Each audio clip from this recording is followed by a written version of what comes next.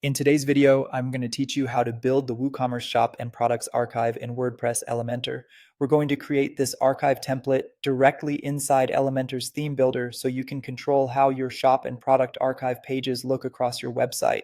This is a great approach if you want a custom layout instead of relying on the default WooCommerce styling. First, log into your WordPress dashboard.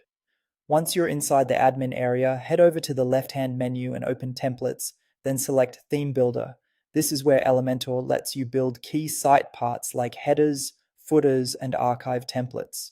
Inside Theme Builder, look at the left sidebar and choose the Product Archive site part. This is the section used for your WooCommerce shop page and other product archive views, so it's the right place to build the layout for product listings.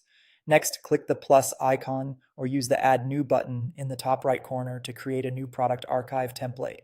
Elementor may open its template library automatically. If you want to build everything completely from scratch, simply close that pop-up and continue with a blank canvas. Starting from scratch gives you full control over the structure and styling. Now it's time to structure the layout. Set up the sections and columns you want to use for the archive page. Think about the overall arrangement first, because a clean structure makes it much easier to add and style your content properly.